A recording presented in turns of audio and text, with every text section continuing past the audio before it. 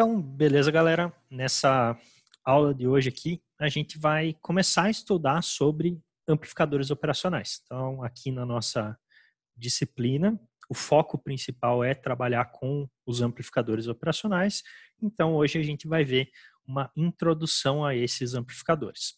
Então, vou abrir aqui algumas características, explicar o que ele é, como é que ele funciona, e depois a gente vai para alguma parte de parâmetros, analisar alguns parâmetros importantes, tá?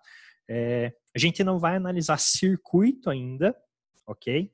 Nessa aula, a gente vai apenas entender o funcionamento geral. Daí, para a próxima aula, a gente começa a analisar circuito propriamente dito dos amplificadores operacionais, ok? Então, primeira coisa que é importante aqui é a gente definir o que é um amplificador operacional. Ele é um amplificador, como o próprio nome já diz, certo? Então, ele tem a capacidade de amplificar sinais. A ideia desse cara aqui, desse amplificador, é que ele é um amplificador de acoplamento. Ou seja, ele não é um sistema para potência.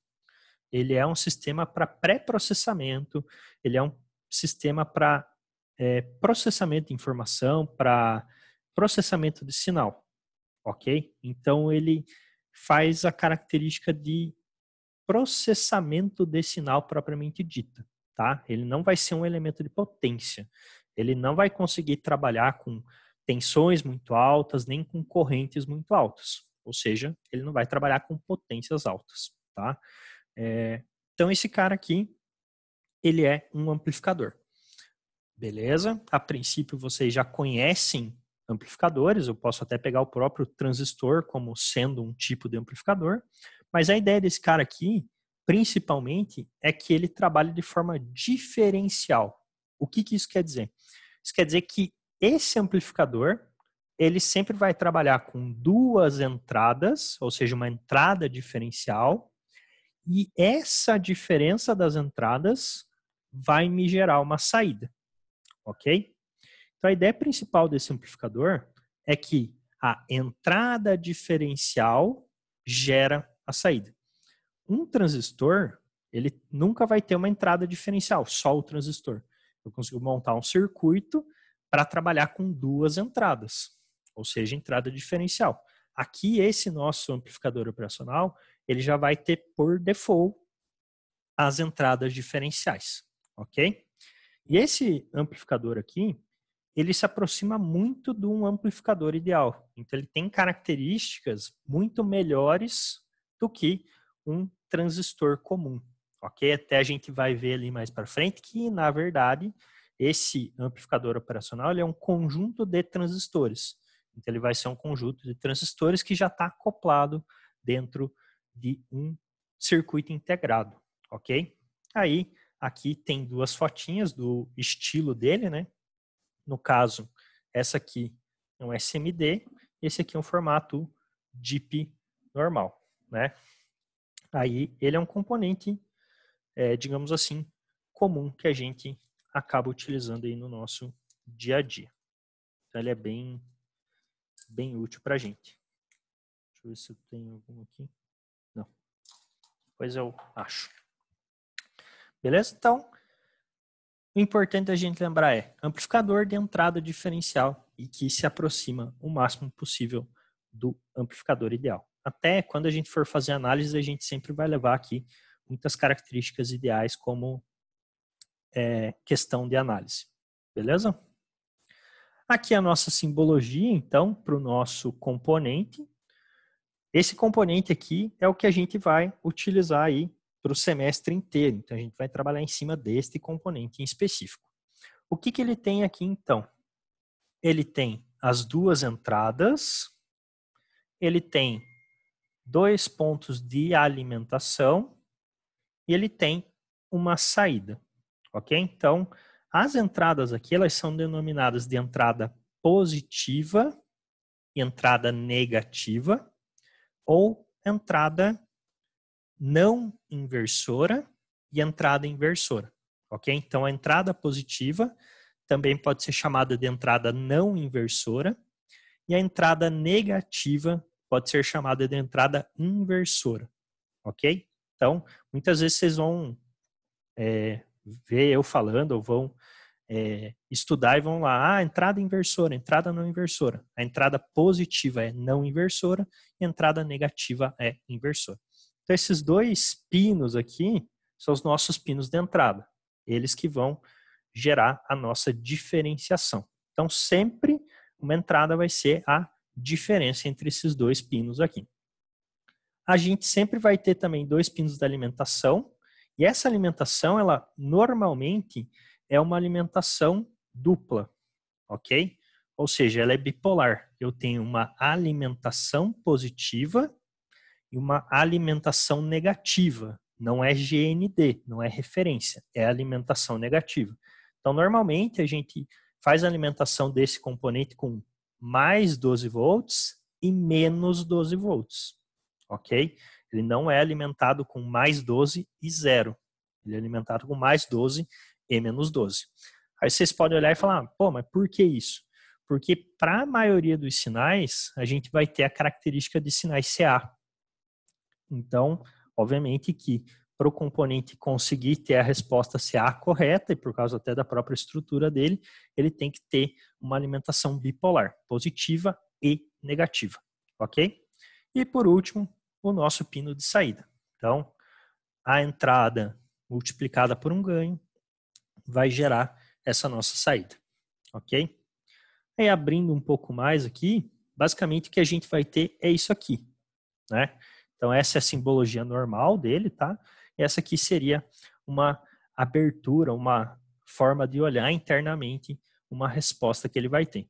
Então ele tem a entrada diferencial, isso vai gerar uma tensão diferencial na entrada. E a minha saída, o que que ela é? Ela vai ser a tensão diferencial multiplicada por um ganho qualquer. Esse ganho ele pode ser controlado. Isso que a gente vai aprender ao longo do tempo, como controlar esse ganho, ok? Mas a ideia aqui do amplificador operacional é que eu vou ter uma entrada diferencial, uma tensão diferencial na entrada, e eu controlo a tensão de saída a partir da tensão diferencial da entrada vezes o ganho, ok? Então, por padrão, os nossos amplificadores aqui, eles vão ser o quê? Eles vão ser VO, ou seja, tensão de saída, igual a VI, que é a tensão de entrada, vezes o ganho, que normalmente a gente vai usar A, ok? Então, VO é igual a VI vezes A. Essa é a equação padrão do nosso amplificador. A saída é igual a entrada multiplicada por um ganho.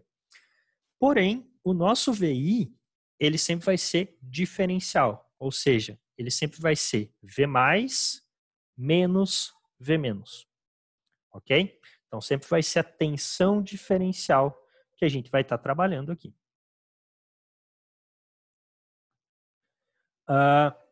Os gráficos, Kevin, vão ser todos em dB, sim, né?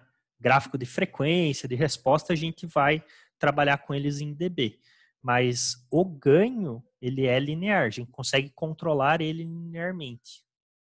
Deixa eu só pular aqui um pouquinho para te mostrar um gráfico. Espera lá, para ver se eu consigo responder sua resposta. Cadê o gráfico? Tá aqui, ó. Por exemplo, então vou pegar esse gráfico aqui. Esse gráfico, ele define a banda passante. O que eu tenho? Então, eu tenho a frequência aqui em décadas e tenho o ganho em dB. Então, eu posso trabalhar dessa forma. Posso trabalhar ele nesse formato. Então, quando eu faço essa relação de frequência por ganho, normalmente eu trabalho em dB, ok? Mas eu posso sempre também trabalhar linearmente. Eu posso falar simplesmente que eu quero um ganho de 50 vezes, certo? Mas normalmente em questão gráfica, a gente trabalha aqui nesse formato. Mas isso é só representação, tá? O ganho, a gente pode trabalhar ele tanto linear quanto em dB. Beleza? Não sei se eu respondi sua pergunta. A gente pode trabalhar com os dois. Mas o mais comum, entre aspas, é trabalhar linear. Beleza? Então, tranquilo. Daí, mais para frente, hoje, na próxima, daqui 2 aulas, na verdade, que eu vou mostrar para vocês como que a gente relaciona o DB com o linear, como é que a gente faz toda a parte de equacionamento DB linear, ou linear DB, beleza? Então, fica um pouquinho para frente ainda essa parte, mas vamos entrar nisso. Então, bacana, ok. Então, por padrão, o que a gente tem aqui? Como eu já comentei, entrada diferencial e um ganho. Então, é como se eu tivesse uma fonte controlada aqui de um ganho que eu defino e ele está referenciado sempre à minha entrada diferencial. Beleza? Então, aqui, os nossos nomes ali da simbologia, que eu já comentei com vocês. E aqui, uma questão de classificação, né? Então, a gente tem basicamente 3 classificações quando a gente vai trabalhar com os amplificadores operacionais. A gente tem os usos gerais, os de grau de instrumentação e esses especiais aqui, tá? Então, o que um uso geral, que é o mais comum que a gente vai acabar trabalhando, tem? Ele tem uma baixa potência. Então, como eu já comentei com vocês, Amp-Op não é para alta potência, ele não é um elemento de potência, ele é um elemento eletrônico, de processamento. Então, ele é para baixa potência. Ele vai ter um alto slew rate. O que é o slew rate? O slew rate vai ser a velocidade dele. Ok? A gente vai entrar em detalhe nisso lá para frente. Eu posso ter alimentação simples ou simétrica, sendo que em 95% dos casos a alimentação vai ser simétrica. Então, eu tenho amp-ops específicos para trabalhar com alimentação simples, mas a grande maioria esmagadora é alimentação simétrica, como eu comentei lá com vocês, mais e menos, alimentação positiva e negativa. A minha corrente de polarização sempre vai ser baixa, ou seja, para que a gente consiga fazer com que esse amplificador ele funcione, eu preciso de baixa corrente para polarizar as entradas. E a tensão de offset dele também é baixa. O que é a tensão de offset? É uma tensão que pode aparecer na saída devido a um erro interno de construção. Isso aqui eu vou mostrar para vocês ali na simulação daqui a pouco, essa questão da saída e tudo mais, mas basicamente ali o nosso offset é um erro, né? A ideia é que quando eu não tenha nada na entrada, ou que as duas entradas sejam iguais, a minha saída seja zero. Mas pode acontecer dela não ser exatamente zero. Isso a gente dá o nome de offset. Normalmente isso é por característica de construção, tá? Aí a gente tem a outra classificação, que é o grau de instrumentação. O que esse cara vai ter em relação ao de uso geral? Ele vai ter uma baixa corrente de polarização, ou seja, uma corrente ainda mais baixa do que a de uso comum. A tensão de offset dele vai ser ainda mais baixa do que a de uso comum. E ele vai ter aqui 2 itens que são os mais importantes relacionados a ele, que é um CMRR alto e um PSRR alto. O que são esses 2 caras aqui? São filtros internos, entre aspas, ou são respostas de filtragem interna. São formas que o próprio amplificador tem de rejeitar ruído, né? Que a gente chama de ruído comum. Então, se eu tiver algum ruído de rede, ou se eu tiver algum tipo de resposta que não é a resposta que eu quero e que ela seja comum às 2 entradas, esse sistema ele consegue filtrar, ok? Isso também a gente vai entrar em mais detalhes daqui a pouco, mas esses 2 itens aqui, eles são basicamente, vamos dizer que como filtradores, beleza? Como filtros que vão gerar uma resposta mais adequada aos meus amplificadores, ok? Então, isso é uma característica aqui do grau de instrumentação que é mais elevado do que do uso geral. O uso geral, ele também tem essa característica de conseguir filtrar ruídos, né? Mas ele consegue filtrar de uma forma pior do que esse grau de instrumentação. E daí os especiais aqui, o que eles vão ter? Eles vão ter corrente de polarização muito baixa, né? Quando eu falo muito baixa, está ali na casa dos picoampere, nanoampere. Isso é muito baixo em relação à corrente de polarização. Eles vão ter drifts muito baixos, né? Diferenças de resposta muito baixo.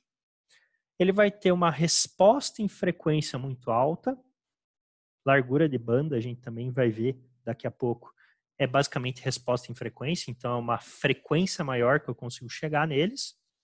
Velocidade consecutivamente vai ser muito alta. Ele também vai ter um alto CMRR e ele pode trabalhar aqui com altas tensões e altas correntes. Mas isso aqui é um uso muito específico, ele não é comum, né? Por isso que está ali classificado como especial. Não é normal que eu trabalhe com amplificadores operacionais de potência, ok? Então aqui são só classificações para a gente ver mais ou menos onde que esses elementos eles vão acabar se encaixando dentro das nossas aplicações, ok? Aí aqui também em relação às classificações, né? No caso, o que é mais comum que a gente vai acabar utilizando são essas tecnologias bipolares aqui, né? O amplificador operacional ele é feito a partir de transistores. Então, ele vai fazer utilização de tecnologias de transistores para o nosso amplificador operacional. Então, se eu tenho um amplificador de tecnologia bipolar, quer dizer que internamente o conjunto de transistores dele é um conjunto de transistores bipolar. Posso ter a tecnologia MOSFET, quer dizer que internamente ele vai ter um conjunto de transistores MOSFET. Também tem as características mistas, né? Quando, por exemplo, a entrada é feita em bipolar e a saída é feita em MOSFET, ou vice-versa, né? E aqui são algumas classificações em relação às aplicações deles, né? Então, posso aplicar esses amplificadores para fazer estabilizadores Chopper, que seriam conversores CCCC, né? Basicamente. Aqui no caso, óbvio, conversor CCCC de baixíssima potência, né? Não estou falando de potência aqui, mais uma vez. Fazer a parte de instrumentação, né? Essa parte de instrumentação seria basicamente amplificação de sinais, pegar sinais extremamente baixos e amplificá-los, né? Um exemplo muito interessante aqui de instrumentação que dá para citar é o ECG ou qualquer característica desse ECG, EEG, EOG, que são aqueles exames de eletrocardiogramas, né? Porque o nosso sinal que a gente tem é extremamente baixo. Por exemplo, vou pegar um sinal cardíaco, ele vai estar na faixa de meio milivolt, mais ou menos, de tensão.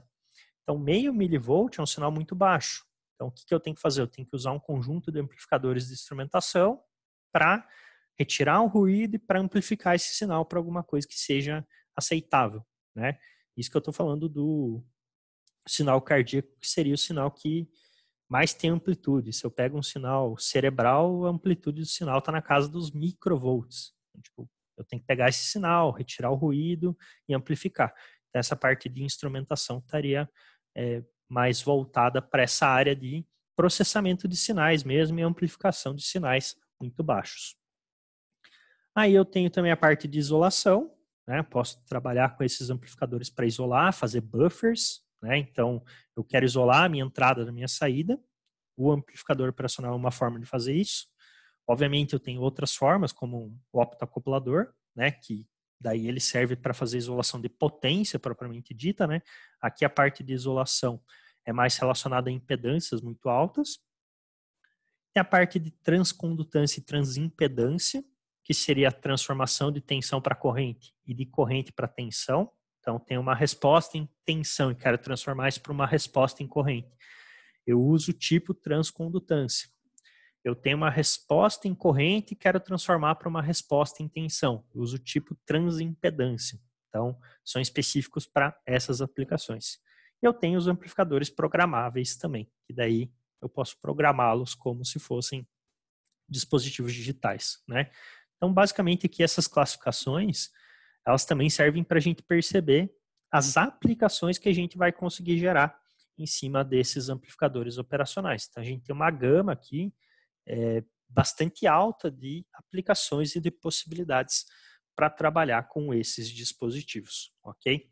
Obviamente que agora pode ficar um pouquinho abstrato ainda, porque a gente não está vendo circuitos, né?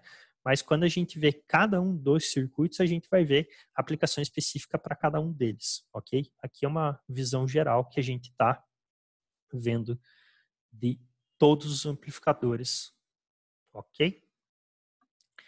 E daí aqui, então, uma estrutura básica para o nosso amplificador, uma forma de a gente analisá-lo. Então, basicamente, a gente pode falar que o nosso amplificador operacional aqui, ele tem 3 estágios, né? Eu vou ter o estágio de entrada, vou ter o estágio de amplificação e vou ter o estágio de saída. A minha entrada, ela sempre vai ter uma impedância de entrada muito alta. Então, nosso Zin é extremamente alto. A nossa saída, ela sempre vai ter uma impedância muito baixa. Então, o nosso ZO sempre vai ser muito baixo. Obviamente que a tendência da impedância de entrada é infinita e a tendência da impedância de saída é zero, tá? Na teoria, Zin sempre vai ser infinito e ZO sempre vai ser zero. Na prática, a gente sabe que isso não vai acontecer, tá? Mas a gente sempre vai ter impedâncias muito altas na entrada e impedâncias muito baixas na saída. E a característica aqui de ganho, a gente normalmente fala de ganho de tensão, que é o mais comum, digamos assim. A gente pode trabalhar com ganho de corrente, mas não é tão usual, né? Vai ser só quando a gente estiver falando de transcondutância. Quando a gente fala de ganho, a gente fala de ganho de tensão, e esse ganho do amplificador, idealmente é infinito. Idealmente eu posso ter qualquer ganho que eu queira. Porém, a gente sabe que isso não é verdade. Mas no caso do amplificador operacional, ele vai conseguir ter um ganho muito alto, ok? Normalmente, quando o amplificador operacional ele tem um baixo ganho, ele vai ter um ganho na casa de 50 a 100 mil vezes. Esse é um ganho baixo para um amplificador operacional. Quando a gente está falando de um ganho maior, a gente vai estar falando de um ganho lá na casa de 300, 400 mil vezes de ganho, né? Então, aí vocês já conseguem perceber uma baita de uma diferença para um transistor, né? Que vai ter lá, às vezes, 150 de ganho. O amplificador operacional tem 50 mil de ganho. Então, por isso que ele acaba sendo utilizado muito para a parte lá de instrumentação, que é pegar um sinal extremamente baixo e transformar ele para um sinal muito mais alto, né? Pegar um sinal lá de microvolt, picovolt e amplificar ele. Obviamente que, né, cada amplificador vai ter a sua característica de ganho, sua característica de frequência e por aí vai, né? Existem N amplificadores operacionais, N códigos de amplificadores, os mais baratos e os mais caros, cada um tem uma resposta diferente, beleza? Essa é a nossa estrutura básica, entrada, ganho e saída. E daí falando aqui do amplificador operacional ideal, que é o que a gente vai analisar para gerar as análises dos circuitos, o que ele vai ter? A impedância de entrada dele vai ser infinita. A gente sempre vai considerar que ele tem impedância de entrada infinita. A gente sempre vai considerar que a possibilidade de ganho de tensão também é infinita. No caso diferencial. E no caso comum, a gente vai considerar que o ganho é zero. Tá? A gente já vai entender melhor essa diferença entre tensão comum e tensão diferencial, tá? Eu vou abrir o simulador ali e a gente vai dar uma olhada nisso. Mas a ideia é tensão diferencial ganho infinito, tensão comum ganho é zero, nulo.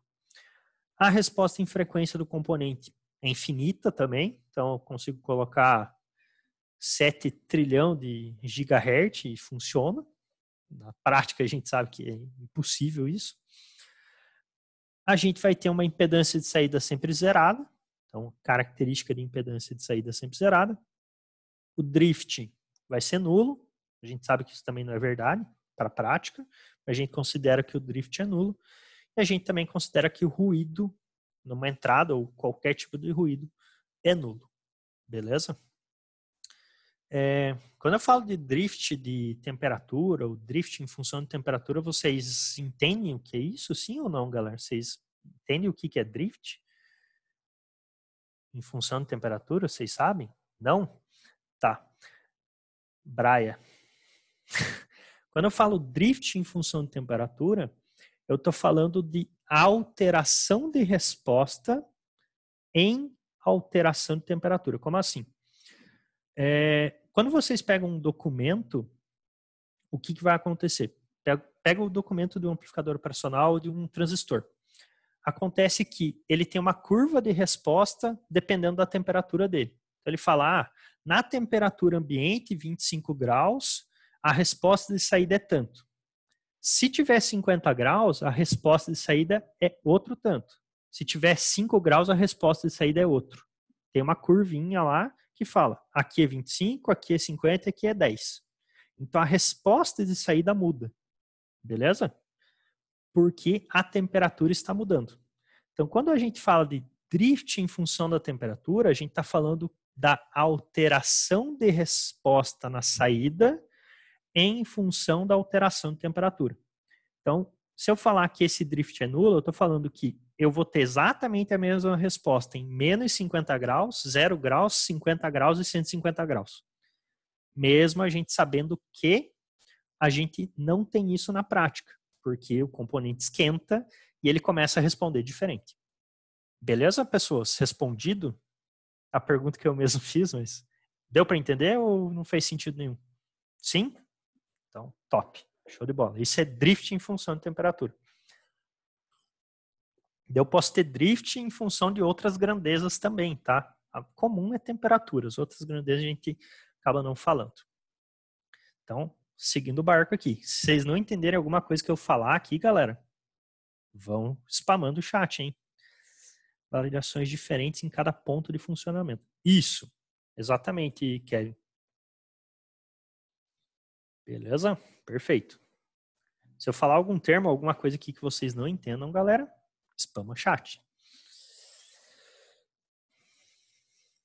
Então, aqui, como eu já falei, já avisei vocês, essas características ideais, elas não são possíveis na prática, certo? A gente considera essas características quando a gente vai fazer análise de circuito, porém, a gente sabe que essas características, elas não são bem assim na prática. Tudo bem que o componente ele responde muito bem, né? E a gente vai conseguir chegar perto do ideal, mas não é o ideal propriamente dito. Beleza. Aqui, então, uma simplificação de um amplificador operacional para vocês. Então, isso aqui é um amplificador operacional. Então, o amplificador operacional, na verdade, ele é um espelho de corrente transistorizado. Ok? Então, eu tendo esse conjunto de transistores dispostos dessa forma, eu tenho um amplificador operacional.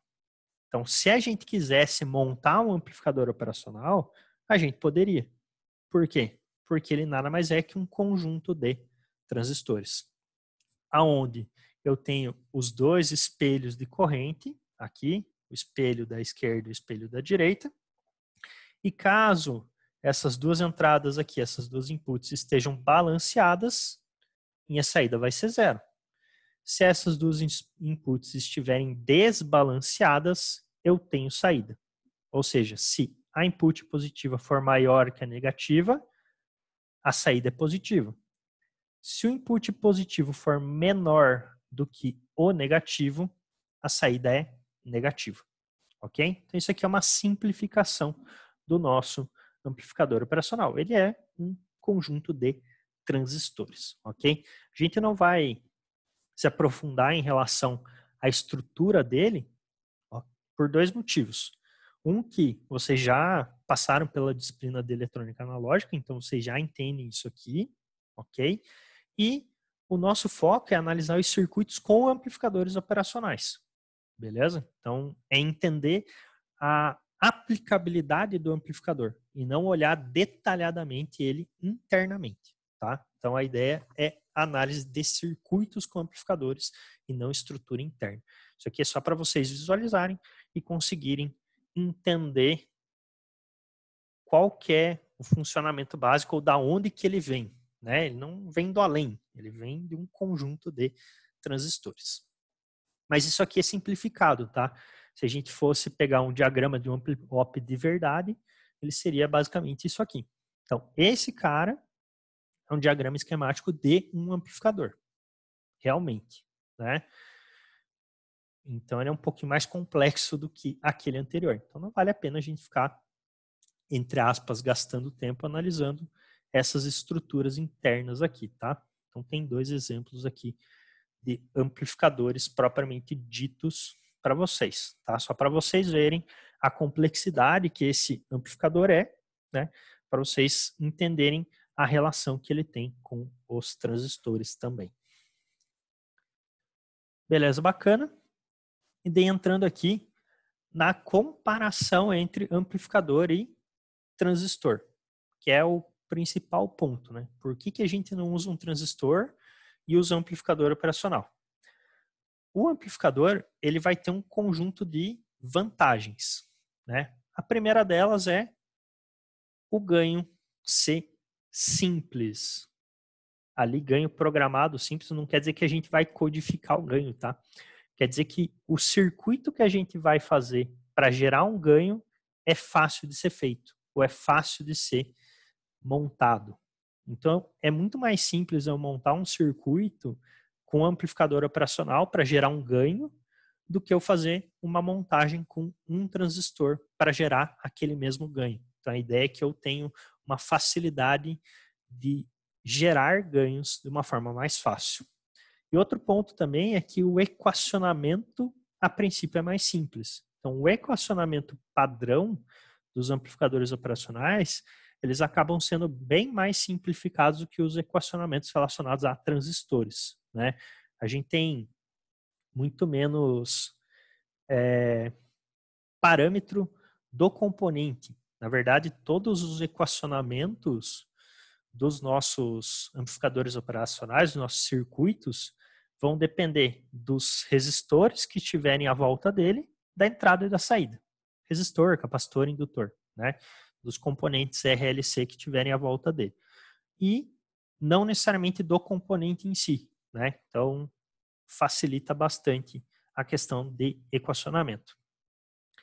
Aqui, o fornecimento e drenagem de corrente de um amplificador operacional, a princípio, é melhor do que de um transistor, então ele consegue fornecer mais corrente do que um transistor e drenar menos corrente.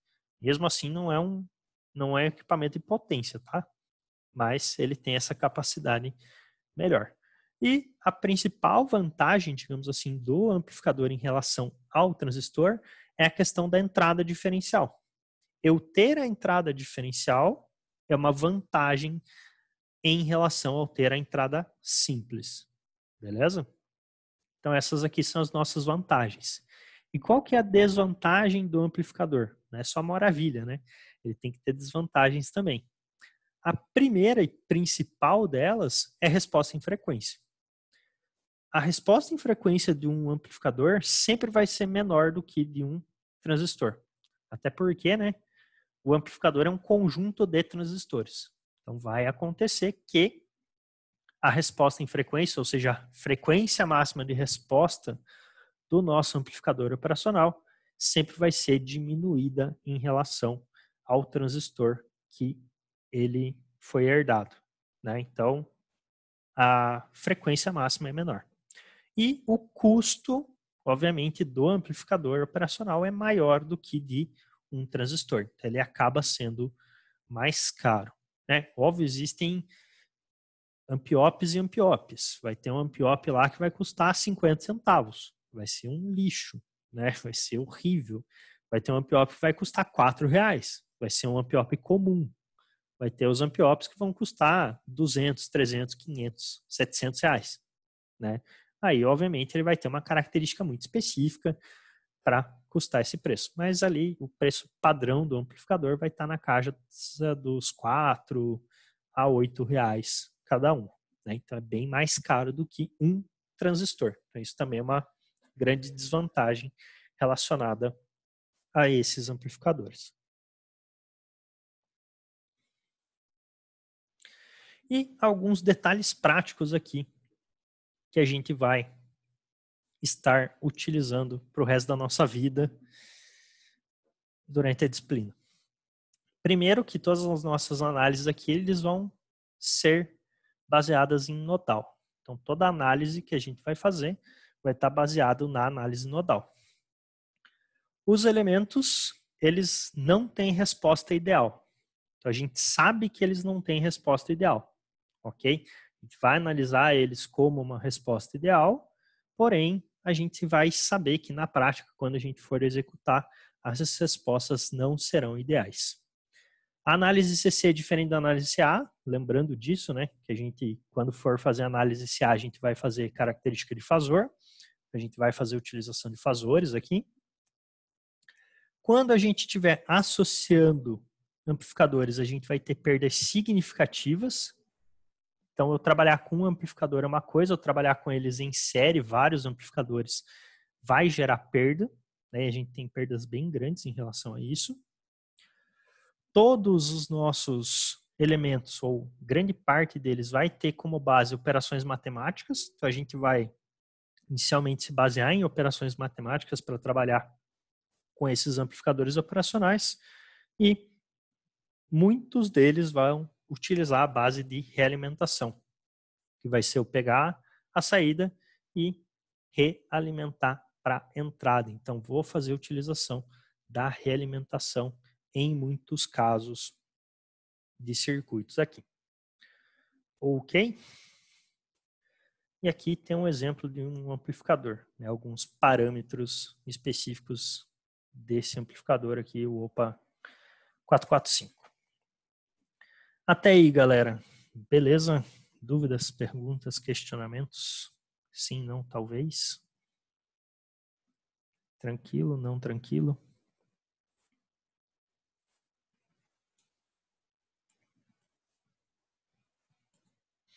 Beleza? Então tá. De boas. Aí sim. Vocês estão vendo aí um Proteus na tela? Então, né? Por enquanto, tranquilo. Beleza? Sim. Então tá. Então, deixa eu fazer o seguinte aqui, pessoas. Deixa eu mostrar algumas coisas relacionadas aqui ao Ampliop, só para a gente entender um pouco melhor, para não ficar só eu falando um monte de coisa ali e vocês bloqueando a cabeça. Então, eu peguei aqui o Ampliop ideal que a gente tem no Proteus, ok? Então, ele tem aqui as nossas duas entradas, como eu mostrei ali para vocês, entrada positiva e negativa. Tem a saída, e o Ampliop ideal aqui, ele não tem os dois pinos de alimentação, né? A alimentação eu consigo controlar clicando 2 vezes nele. E vejam, ó, eu tenho a alimentação positiva, que está em 15 volts, e a alimentação negativa, que está em menos 15, ok? Então, essa é a nossa alimentação. Então, ela já está parametrizada. E esse cara aqui, ele está parametrizado com um ganho de tensão de 10 elevado a 6.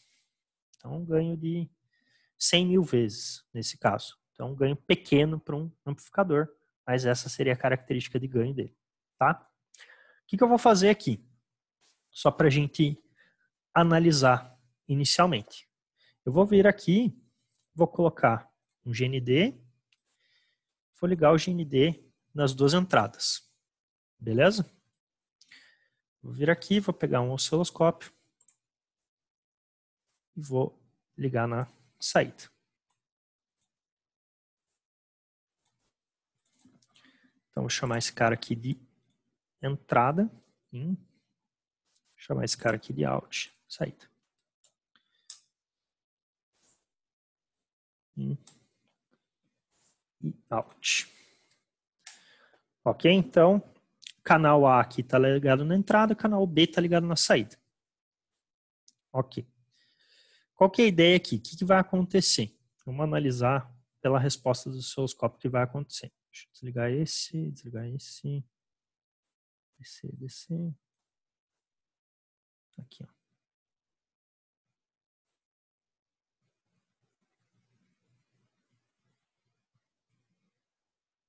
Ai, meu Deus. Vou conseguir. Eu não consigo deixar alinhado.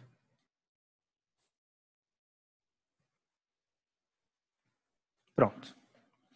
Então, os dois estão na referência aqui. Então, o que está acontecendo? Coloquei aqui para 1 volt por divisão. Então, o canal amarelo, que agora está escondido atrás do canal azul, é a entrada. Então, canal amarelo, canal A, é a nossa entrada. está entrando GND nas duas entradas, ok? O que está saindo aqui no canal azul? Está saindo também GND. Então, se eu coloco GND nas duas entradas, sai GND, ok?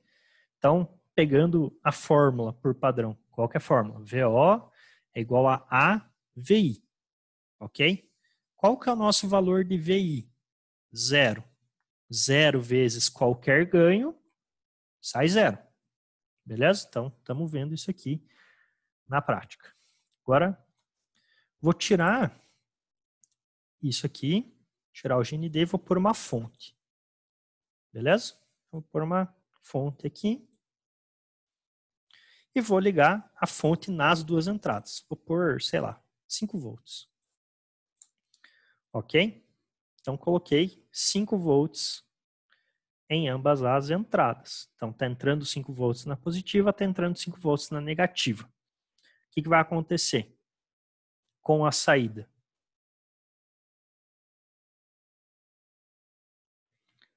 A saída vai continuar zerada. Então, veja aqui, ó, a minha entrada, que está em amarelo, está com uma entrada de 5 volts. Porém, a minha saída, que está aqui em azul, está em 0. Por que isso acontece? Porque a gente tem uma entrada diferencial. Qual que é a diferença entre essas duas entradas aqui? A diferença é 0. Então, nosso VI é 0. Ok? Deixa eu voltar aqui para relembrar isso. Então, olha só. Como que o amplificador vai funcionar? Vou dar zoom aqui. A tensão diferencial multiplicada por um ganho. Então, se está entrando 5 volts na positiva e está entrando 5 volts na negativa, qual que é a tensão diferencial que a gente tem? A tensão diferencial é 0. 0 vezes um ganho qualquer vai sair 0. Beleza? Então, isso aqui é um primeiro conceito importante, galera, que é o que a gente chama de entrada comum. Ok? Então, quando eu tenho exatamente o mesmo valor de tensão entrando em ambas as entradas, a gente chama isso aqui de entrada comum. Então, a entrada comum, a minha saída sempre vai ser 0. Beleza? E daí isso já relaciona lá ao ganho de tensão comum. Quando eu tenho a mesma tensão nas duas entradas, o meu ganho teoricamente é 0. Ok? Isso que tem que acontecer aqui. Mesmo valor de tensão em ambas as entradas, a saída sempre vai estar zerada. Agora eu vou fazer o seguinte. Vou trazer esse cara para cá. Vou pôr outra bateria.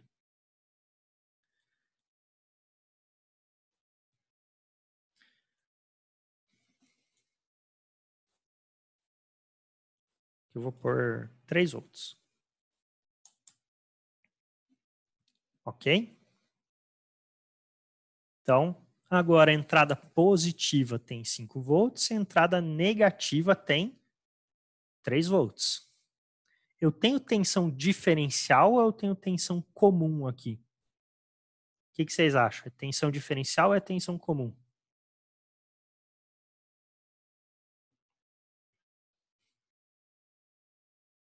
Diferencial. Perfeito, Mica. Perfeito, Gilberto. Agora eu tenho tensão diferencial.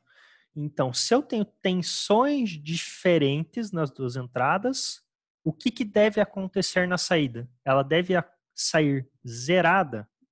Não. A minha saída só vai ser 0 se a entrada for comum, ou seja, a mesma tensão em ambas as entradas. Aqui eu tenho duas tensões diferentes, certo? Então, eu tenho que ter tensão na saída agora. Eu vou fazer o seguinte, vou colocar um 1 aqui, um 2. Então, tem entrada 1, entrada 2. Esse cara vai virar o 1. Então, canal A vai ser a bateria de 5 volts. O canal B vai ser a bateria de 3 volts. E o canal C aqui, que vai ser a nossa saída. Beleza? Então agora a gente vai ter 3 canais. Então, deixa eu ligar o C agora. Ajustar ele aqui.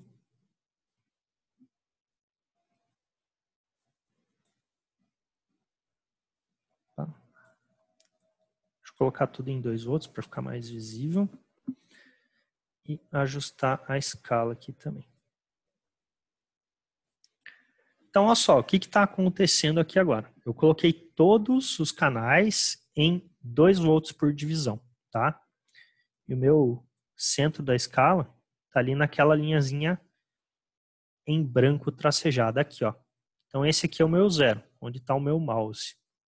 Então, se a gente olhar o canal B, a gente tem um pouquinho mais de 2 volts, que são os 3 volts que a gente definiu. Para o canal A, que é o canal amarelo, a gente tem os 5 volts. Então, tem uma diferença entre as duas entradas agora. E o nosso canal rosa, sei lá, acho que isso é rosa, está lá em cima. Ok? Então, eu tenho tensão na saída. Então, por essa entrada ser diferencial, eu tenho tensão na saída. Quanto que é a tensão que eu tenho aqui? Vou diminuir um pouco mais a escala. Coloquei 5 volts, tá? Então, ó, a minha linha 0 está aqui. Se eu for contando até a linha rosa ali, eu vou ter 3 quadrados. Ou seja, a gente tem 15 volts na saída. Aí vem uma pergunta importante. Prisiada, por que a gente tem 15 volts na saída? E eu respondo para vocês que é porque esse sistema agora está saturado. Como assim saturado, Prisiada? Se a gente olhar para a diferença de tensão que a gente tem aqui, a gente vê que a gente tem uma diferença de 2 volts positivos, certo? Então, 5 menos 3 é 2. Bacana. Qual que é o ganho que esse circuito tem nesse momento? Nesse exato momento aqui, qual que é o ganho que ele tem? Esse circuito ele está aberto, ele está sem realimentação, então a gente fala que ele tem um ganho infinito, ou tendendo ao infinito. Beleza? Então, se eu pegar 2, que é a minha entrada diferencial, vezes infinito, a minha saída, ela teoricamente vai estar infinita, certo? Porém, ele satura sempre na tensão de alimentação.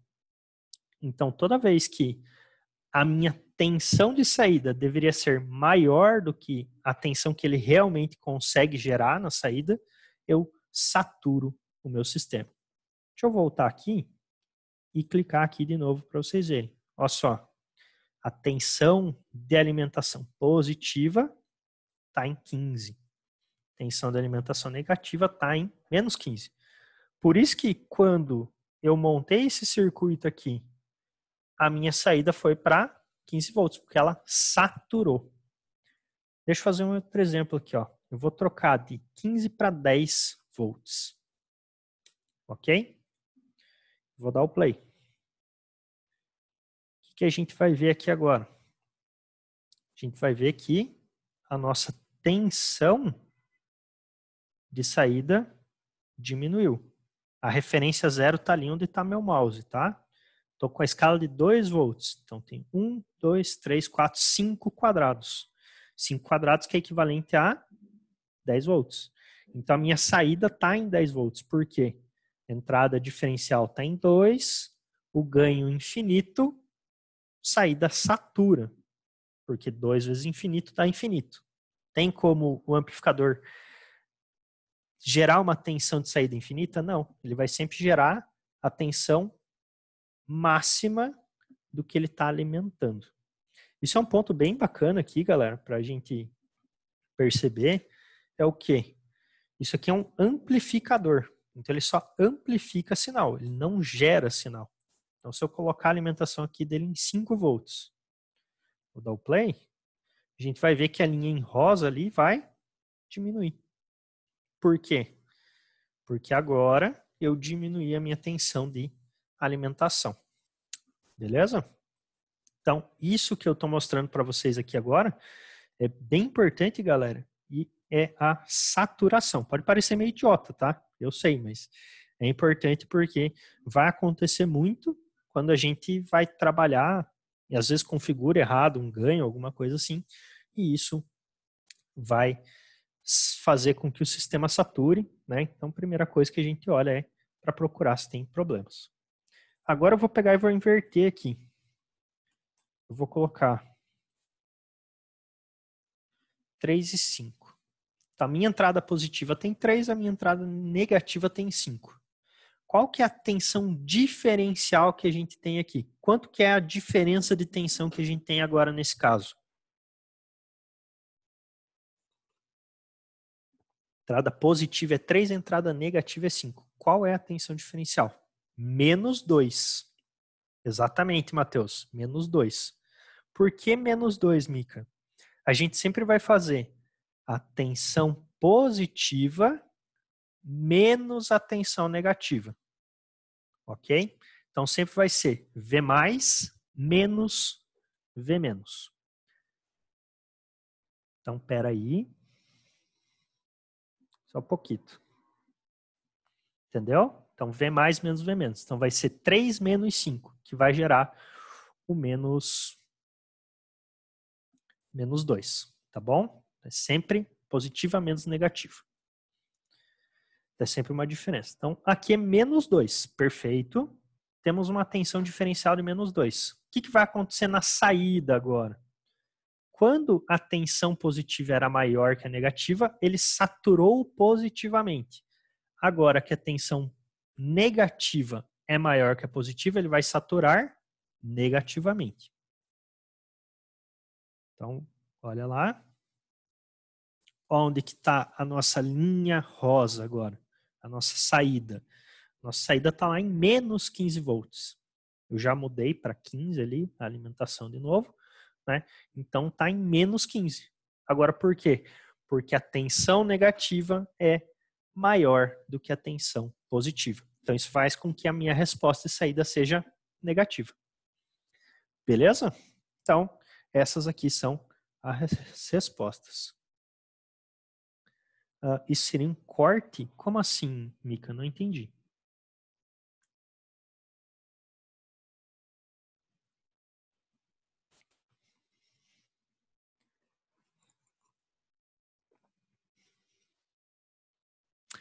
Ah, do transistor, se diz? Não, não. No caso, aqui a gente nunca quer que o sistema sature. A gente não quer que ele sature, porque a gente sempre quer trabalhar com ele na região de amplificação. Então, isso aqui que eu estou mostrando para vocês seria, digamos assim, um erro que é bastante comum quando a gente trabalha com circuitos de amplificação operacional. Porque pelo erro, pelo ganho ser muito grande, isso aqui pode acabar acontecendo. Mas dificilmente é isso que a gente quer. Ok? Então, se a gente quer chavear alguma coisa, a gente usa um transistor. O amplificador ele vai servir para amplificar. Dificilmente você fala de querer saturar o amplificador. Entendeu? Beleza? O Pedro ali comentou de ponto Q. Basicamente isso, Pedro. Só que a gente não precisa trabalhar no ponto Q. Né? Aqui, deixa eu até mostrar para vocês. Aproveitar que você fez esse comentário. Aqui eu estou colocando isso aqui que é um amplificador diferencial. Beleza. Vamos supor outro caso aqui. Vamos supor que eu quero dar 2 de ganho na saída. Beleza? Então eu quero dar 2 de ganho. Eu quero que essa tensão 3 vire 6 na saída. Como que eu faço? Quando eu estou com o amplificador operacional. Esse circuito aqui que eu estou montando nesse momento, a gente vai estudar ele na próxima aula, tá, galera? Não se preocupem. Eu não vou analisar isso agora para vocês, mas é só para vocês verem. Eu montei o circuito aqui, beleza? Então agora, se eu ligar esse cara, o que a gente vai ter aqui? A entrada 2 a gente não está mais usando. Então a gente tem a entrada amarela e a saída em rosa. Então o nosso valor está aqui. Ó. Então o que está acontecendo? Está entrando 3 volts e está saindo 6. Ok? Então eu falei, eu quero dar um ganho de 2. Eu vim aqui, montei o circuito com uma relação resistiva e essa relação resistiva que definiu o meu ganho. Ok? Então não preciso me preocupar na curva, não preciso mais pegar uma curva para calcular qual que é o valor. Aqui não, eu quero ganho 2, beleza. Qual que é a relação resistiva que zera esse ganho para mim? Beleza, Pedro? Então, tipo, acaba sendo mais fácil do que a princípio lá com os transistores. Ok? Não sei se foi bem esse o teu ponto ali, mas só para mostrar isso aqui para vocês. Beleza? Então vejam como teoricamente é mais fácil. Aqui eu achei uma relação resistiva. Essa relação resistiva me gera um ganho 2. Ah, eu quero ganho 3. Para gerar um ganho 3, eu acho outra relação resistiva. Eu quero ganho 11. Opa. Ganho 11 vai estourar o sistema, mas tudo bem. Quero ganho 11. Vou pôr aqui 1 volt só.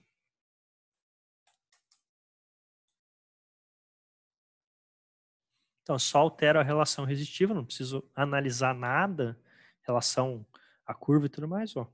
Eu tenho 1 volt de entrada, 11 volts de saída. Beleza? Daí o que a gente vai estudar, basicamente, é esses circuitos. Como que eles funcionam, como é que a gente tira a função de transferência, como que eles funcionam.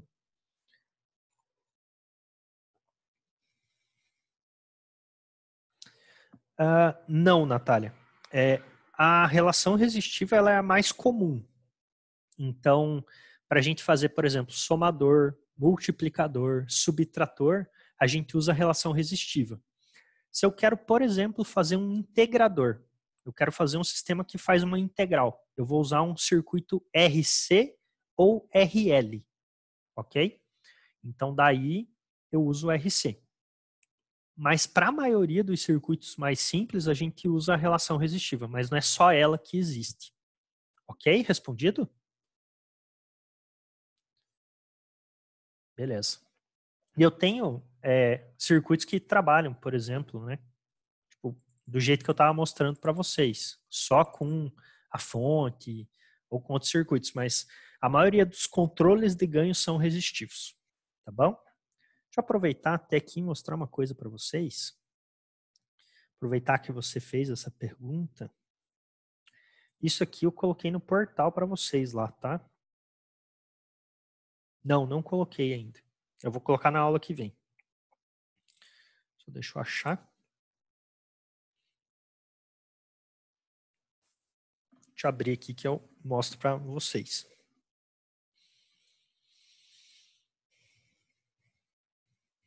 Carregando. Meu PC é sempre muito rápido, como vocês sabem. Então coloquei. Eu vou colocar isso aqui para vocês lá para a próxima aula. Isso aqui são circuitos, possíveis circuitos. Aqui tem 87 circuitos básicos de amplificadores, né? A gente vai estudar os primeiros, basicamente. Aqui, ó, por exemplo, isso aqui é um amplificador inversor, relação resistiva. Amplificador não inversor, relação resistiva. Um amplificador diferencial, resistivo. Somador, resistivo. Um somador não inversor, resistivo. E pega esse cara aqui, ó. Esse cara aqui já tem um capacitor. Que esse é um amplificador inversor com alta impedância. Então, eu uso o elemento capacitivo. Daí ele começa a influenciar na análise. Vou pegar esse outro cara aqui. Também tem elemento capacitivo. Esse cara, elemento capacitivo. Mas a base, a gente sempre vai acabar trabalhando com resistência, capacitância. Não foge muito disso. Daí dá para colocar indutor e tudo mais, diodo, transistor. Se, por exemplo, eu quero fazer um retificador, eu posso fazer um retificador de precisão. E o retificador de precisão, ele vai usar diodo e amplificador operacional. Então, daí eu começo a ter aqui alguns circuitos mais interessantes, né? Tem um bem legal lá para o final, que é um circuito para tirar raiz. Então, tem um circuito aqui para tirar raiz. Qual que é? Esse aqui, ó. Esse circuito aqui, ó, ele serve para tirar a raiz quadrada de um número. Ele tem, na maioria, resistores, mas vai ter transistor, diodo, capacitor. Então, daí começa a ter um conjunto de componentes, mas para uma aplicação muito específica. Ok?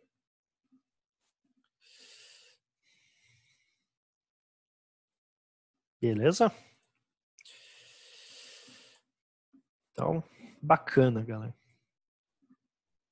Então, acho que é isso por enquanto dessa parte aqui. Era mais para mostrar para vocês mesmo aqui o funcionamento, digamos assim, prático de resposta dele, tá? Só para a gente ter uma ideia inicial de como que ele funciona. Agora vamos voltar aqui para a nossa apresentação e ver alguns parâmetros relacionados aos amplificadores. Agora que a gente viu ali como que ele funciona mais ou menos, vai ficar um pouco mais claro essa parte de parâmetros aqui de entrada, saída e transferência, tá? Esses parâmetros aqui, galera, que eu vou falar para vocês, eles vão ser bastante importantes, né? Mas a gente vai estar sempre retomando sobre eles dentro dos circuitos, tá? Então é só para vocês terem uma noção inicial de quais são os parâmetros importantes, como que eles funcionam e o que que a gente vai analisar relacionado a cada um deles, tá? Então, primeiro aqui falando de parâmetros de entrada, tá? A gente tem uma tensão de offset de entrada. O que que é essa tensão de offset de entrada? No caso, como eu comentei com vocês, o que que a gente tem como padrão? A gente tem como padrão uma entrada diferencial, sendo que quando eu não colocar uma entrada diferencial, o meu ganho tem que ser zero. Ou seja, minha saída tem que ser zero. A gente viu isso ali na simulação. Coloquei a mesma tensão, saída tem que ser zero. Porém, contudo, entretanto, todavia, esse sistema aqui, ele é um sistema físico. O amplificador operacional é um sistema físico. Então, podem existir erros relacionados a ele. Então, eu posso ter tensão de offset, seja na entrada, seja na saída, que são tensões residuais que acabam aparecendo. Ok? Então, às vezes, se eu simplesmente ligar o meu amplificador operacional e deixar sem entradas, você vai medir uma tensão e você vai ver que tem tensão diferencial lá. Isso pode acontecer. Isso vai gerar um erro na saída. Do tipo, você colocar uma tensão igual nas duas entradas e não sair zero. O que deveria sair é zero, mas pode vir a acontecer de não sair zero. Tem formas de ajustar isso. O próprio amplificador operacional vai ter 2 pinos para ajuste de offset. Mas entendo aqui que o offset ele vai ser o valor residual de tensão que vai aparecer mesmo a entrada estando em modo comum. O que quer dizer modo comum? Quer dizer que as duas tensões são iguais. Beleza? Então, essa é a ideia aqui. Isso é um parâmetro bem importante a princípio para a gente ter como referência, né? No caso aqui, quanto maior essa tensão de offset de entrada, mais erro ele acaba gerando. Aí tem a questão aqui de drift da tensão de offset da entrada, ou seja, uma variação da tensão da entrada do offset em relação à temperatura. Então aqui, como exemplo, o offset ele pode variar 10 microvolts a cada grau. Então, eu tenho 10 graus de diferença. Ele varia 100 microvolts. Então isso aqui é uma taxa que indica quanto que o erro pode aumentar ou diminuir caso a temperatura aumente ou diminua. Então, se a temperatura aumenta, o meu erro aumenta. Se a temperatura diminui, o meu erro aqui relacionado a esse offset pode diminuir. Ok? Então, esse drift sempre está relacionado a outra grandeza. A diferença de resposta relacionada a outra grandeza. E normalmente a gente fala só da temperatura. Aqui a gente também tem um offset de corrente de entrada. O que deve acontecer normalmente? Se as duas tensões de entrada são iguais, tem que entrar a mesma corrente, né? Então, por exemplo, eu botei 5 volts na entrada positiva e 5 volts na entrada negativa. A corrente tem que ser a mesma para as duas entradas. Mas às vezes pode acontecer de não ser a mesma. Então vai ser um offset na corrente. Todos esses parâmetros aqui basicamente são relacionados a erros, tá, galera? Ou seja, são erros relacionados à montagem montagem física do amplificador. Então, se você pega o invólucro, se você pega o CI vai ter erros, por quê? Porque são feitos de componentes físicos. E o componente físico tem erro, tem tolerância, né? Até, vamos pegar um exemplo idiota, o resistor. O resistor, você compra lá como sendo um K, mas ele tem 5% de erro. O amplificador operacional é a mesma coisa. Você compra ele pela resposta ideal, mas ele vai ter uma porcentagem de erro. Então, todos esses parâmetros aqui estão relacionados a essa porcentagem de erro que a montagem do amplificador pode trazer. Tem como consertar isso? Tem. A gente coloca um potenciômetro lá e conserta. É bem simples até de fazer. Mas é bom a gente saber que isso pode acontecer, porque para muitos casos esses offsets aqui influenciam. Ok? Aqui a gente também tem a questão da corrente de polarização. Então, como eu comentei com vocês, essa aqui é a corrente necessária para polarizar o amplificador operacional. Ou seja, a corrente mínima na entrada para que o nosso amplificador operacional gere um valor na saída. Então, esses valores aqui vão estar na faixa ali dos picoampere até microampere. Vai depender da nossa tecnologia. Então, para uma FET aqui, de 1 picoampere a 1 nanoampere. Isso que ele consome na entrada, isso que ele precisa ter na entrada para polarizar. Para a tecnologia bipolar, de 1 nano a 1 micro. Então, são correntes bem baixas de polarização. Isso é extremamente bom porque normalmente os sinais de instrumentação, quando a gente acaba trabalhando, eles têm baixa potência, baixa tensão e baixa corrente. Então, se eu tivesse correntes de polarização muito altas, muito provavelmente esse sistema aqui ele não funcionaria. Aqui, dois parâmetros que são relacionados também ao funcionamento deles, né? Faixa de tensão de entrada e tensão diferencial. Isso aqui determina quais são os valores máximos que a gente pode colocar nos amplificadores, né? Então, a faixa de tensão é a tensão máxima que eu posso colocar em um pino, seja no positivo ou seja no negativo. E a tensão diferencial é a máxima diferença entre o positivo e o negativo que eu posso ter. E aqui a gente vai ver que as tensões elas vão estar trabalhando aqui na faixa de 15 volts para a tensão unitária e 30 volts para essa tensão diferencial. Então, no caso, se eu posso colocar até 15 volts em um pino, quer dizer que eu posso colocar menos 15 mais 15, o total da faixa é 30 volts, ok? Então, não é muito mais que isso. Então, não são tensões muito altas. A gente sempre vai trabalhar com tensões a princípio baixas, tá? Até o mais comum é a gente fazer alimentações nele de 12 volts e não trabalhar muito mais do que isso, né? Óbvio, depende da aplicação, mas para a maioria vai ser mais ou menos nessa faixa. E talvez aqui o parâmetro de entrada mais importante para a gente é resistência diferencial de entrada. Ah, prezado, eu quero decorar um parâmetro só. Diferença diferencial, a resistência diferencial de entrada, ou a impedância de entrada, né? Teoricamente, isso aqui é infinito. Porém, a gente vai ver aqui que eu tenho impedâncias muito altas, né? Aqui do bipolar na casa dos 500K até 10 MB e no FET de 1 GB até 1 TB. Tensão que parece miserável, mas faz uma diferença gigante. Você diz dessa aqui, Kevin?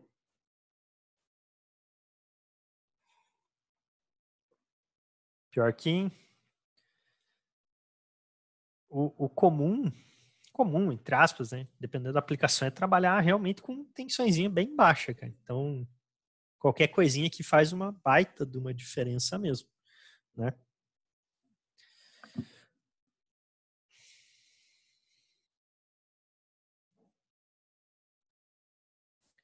Por que que é importante por que que é importante a impedância elevada de entrada?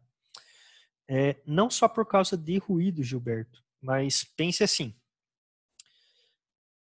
você tem um sinal, ok? Um sinal qualquer que está na entrada de um sistema. O que vai acontecer? Se essa impedância for baixa, ela vai tender a consumir corrente, certo?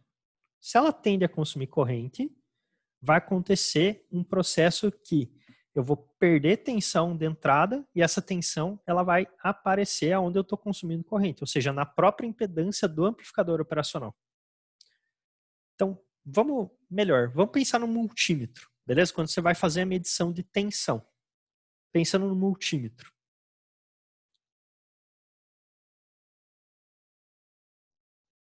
Tá certo? Isso tá.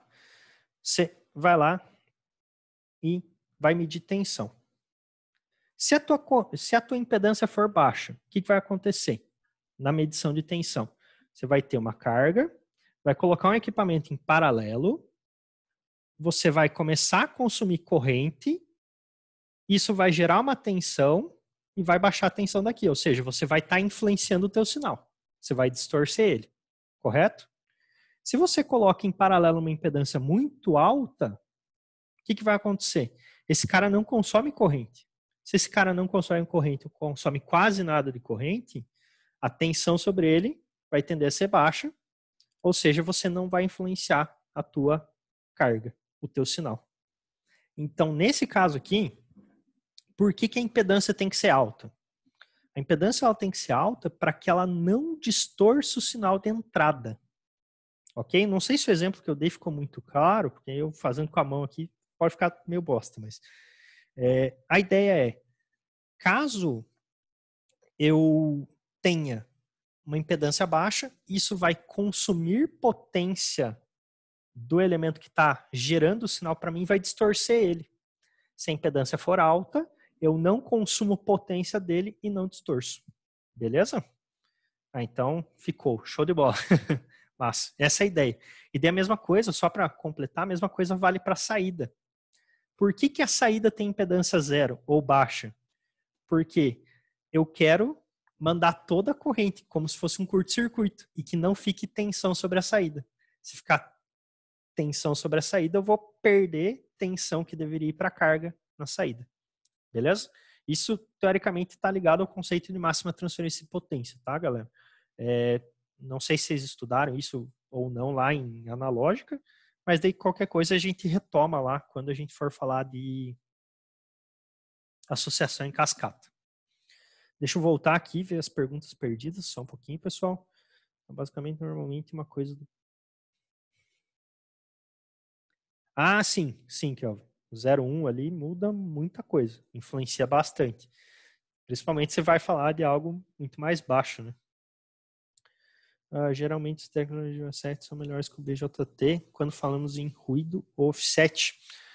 Então, Luciano, os BJ ou os FETs, eles são melhores do que os bipolares quando a gente fala em ruído, quando a gente fala em offset, quando a gente fala em impedância, mas eles são bem piores quando a gente fala em frequência. Então, os FETs, eles têm vantagem, eles têm maior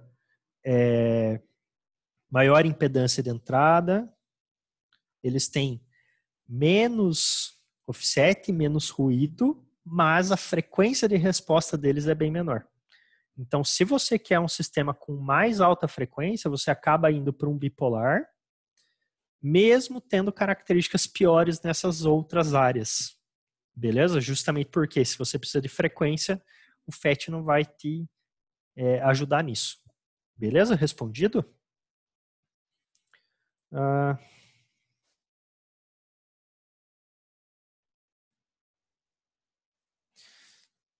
Isso, exatamente, Gilberto. Casamento de impedância, exatamente. Né? Para máxima transferência de potência ali, você tem que ter o casamento de impedâncias idealmente, né? Conseguir casar a impedância e tudo mais. Mas nesse caso aqui, o nosso casamento de impedâncias, entre aspas, é entrada infinita, saída zero. Então você faz com que esse elemento amplificador ele fique invisível entre um lado e outro, né? Então, tipo, teoricamente você está pegando a entrada, jogando na saída e não está gastando potência nenhuma na conversão. Então, quanto mais alta a entrada e mais baixa a saída, mais eficiente é o teu sistema de amplificação. Beleza? Isso, também, né? É que, na verdade, a gente tanto perde potência quando a gente faz a associação de vários amp-ops, quando a gente perde frequência. A principal ou pior problema, digamos assim, de associar muito amp-op é frequência. Vai ser um dos piores problemas, né? Mas a parte de potência também acaba sendo prejudicada, né? Quando a gente faz uma associação muito grande. Ok? Luciano, lá, respondi teu questionamento? Só para ter certeza. Sim? Então, fechou. Então, esses aqui são os parâmetros de entrada, tá, galera? Principalmente, óbvio, todos são importantes para quando a gente vai fazer uma montagem, escolher um equipamento, mas, idealmente, o mais importante é falar da impedância de entrada e do offset, né? Saber que existe ali uma característica do offset.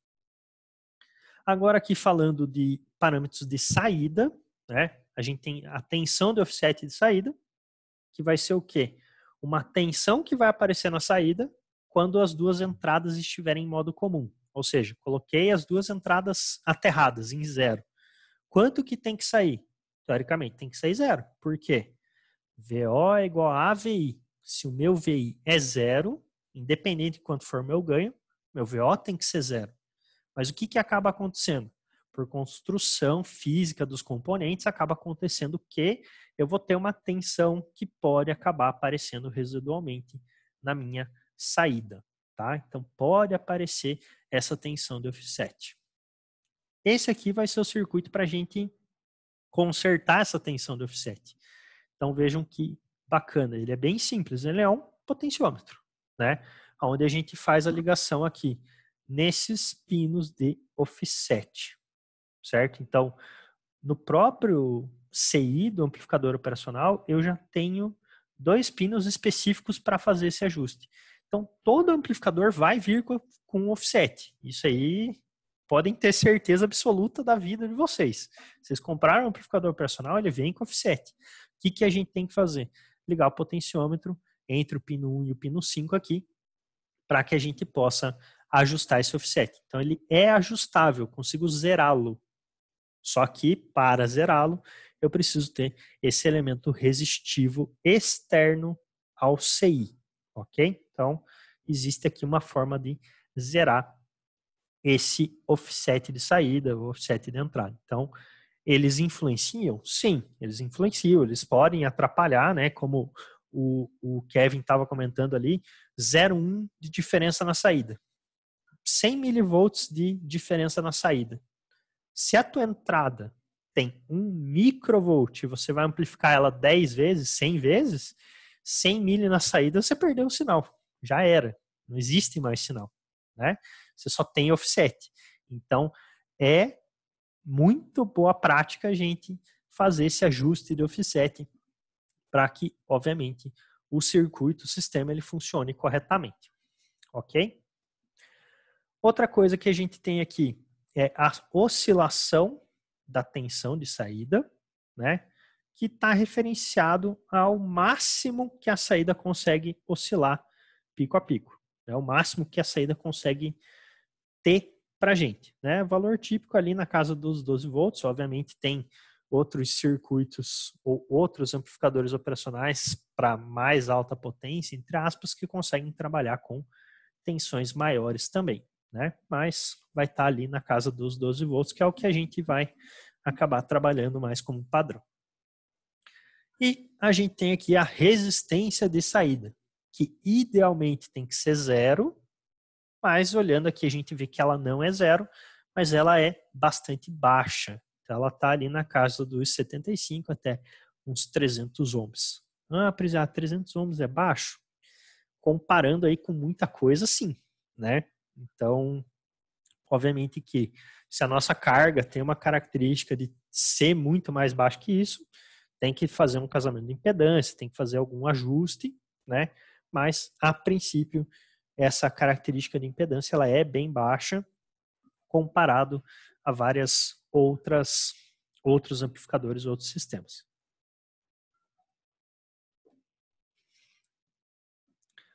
Temos também a questão da corrente de curto-circuito de saída, que vai ser a máxima corrente que o amp-op pode fornecer, né, sem que ele pegue fogo e exploda.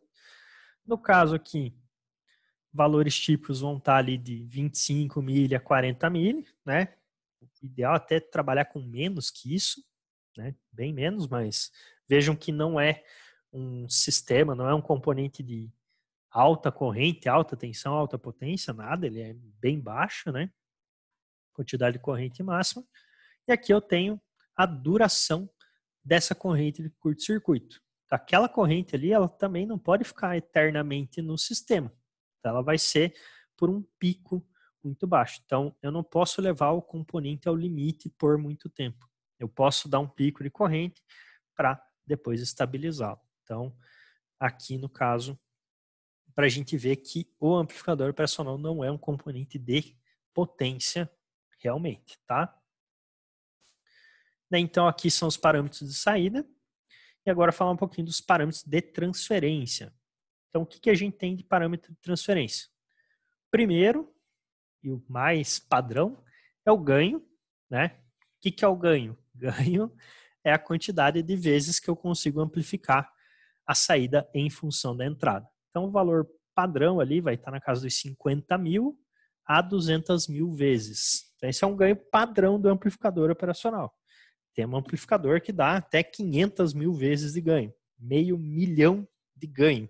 Então, um amplificador consegue chegar nessa casa. E daí a gente vai ver a questão de associação e tudo mais. Quando eu associo dois estágios, eu vou multiplicar o ganho. Então, se eu vou lá e dou 50 mil de ganho vezes 50 mil de ganho, é muito ganho. Então, tem uma possibilidade de dar ganhos estrondosos aqui trabalhando com esses amplificadores, ok? E, óbvio, né? Aqui, esse ganho total é quando a gente está em malha aberta, ou seja, sem a realimentação. Quando a gente faz a realimentação, a gente consegue controlar esse ganho. Daí esse ganho também vai, entre aspas, diminuir, mas daí a gente consegue ter esse controle de ganho. Que daí é relacionado até a pergunta que a Natália fez ali, dos elementos resistivos. Então, a gente usa aqueles elementos resistivos, usa outros elementos para controlar esse ganho.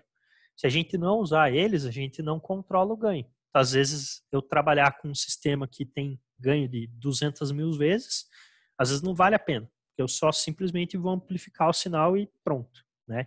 Então, para a maioria dos casos, a gente acaba ali usando os elementos resistivos ou outros componentes para fazer esse controle de ganho aqui, ok?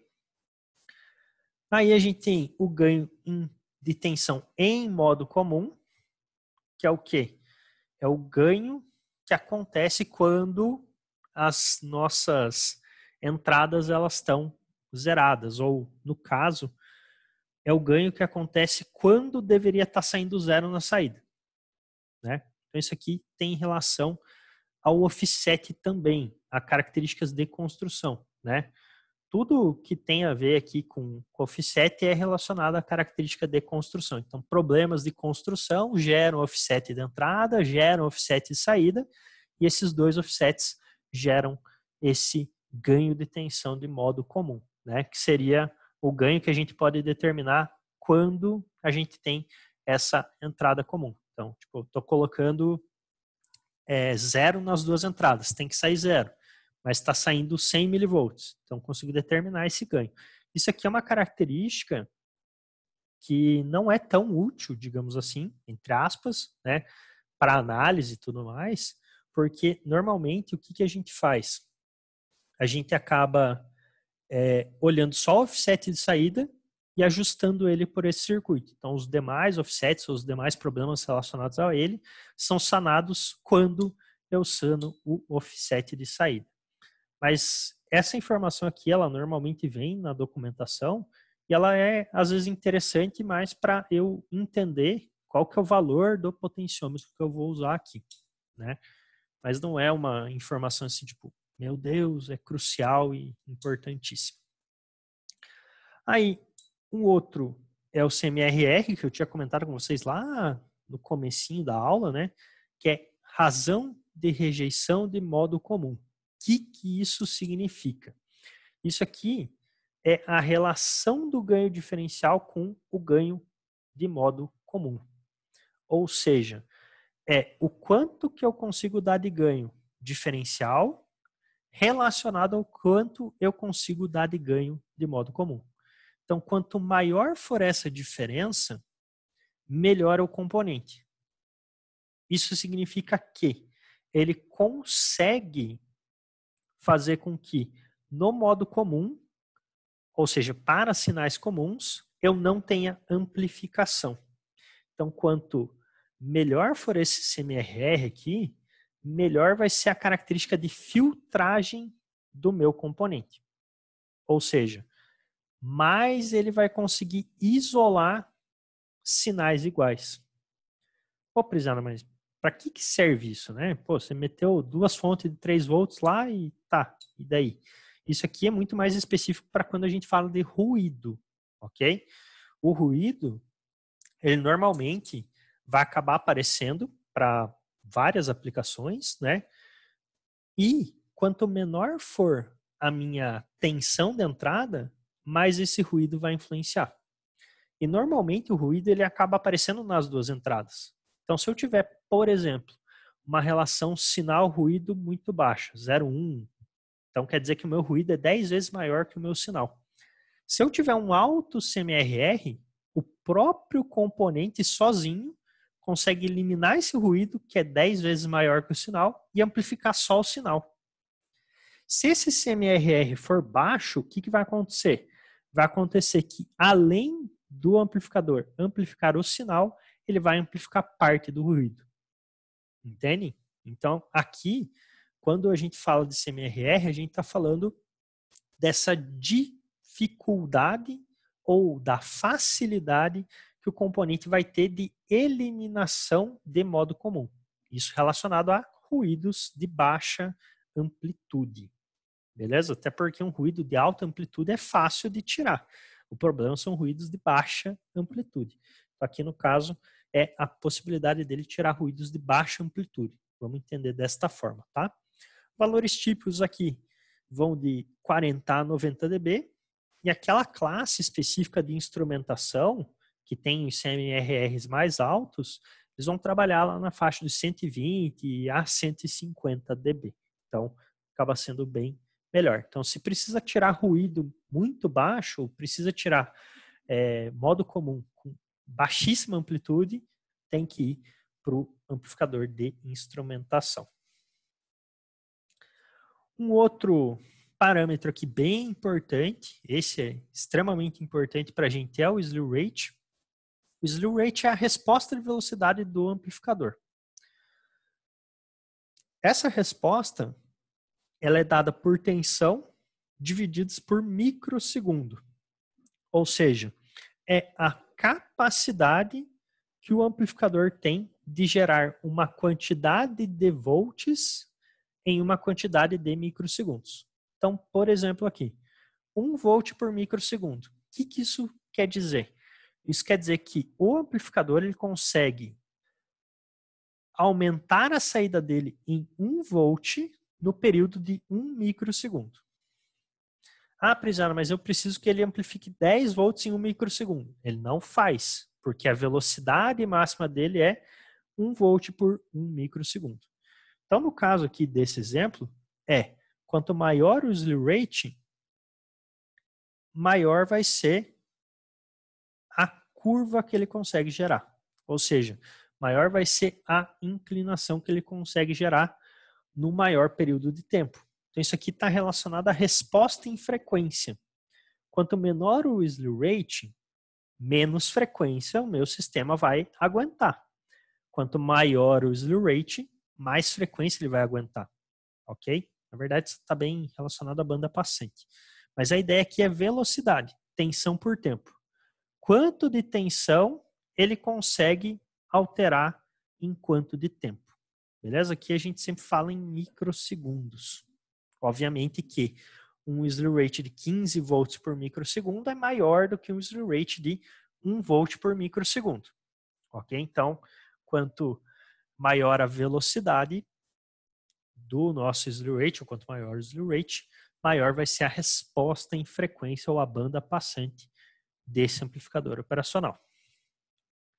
Aí aqui um circuito para testar o slew rate, vocês vão montar esse carinha aqui depois, tá? E aqui a resposta dele real, para ficar mais claro, né? Então, vou pegar primeiro aqui a imagem da direita.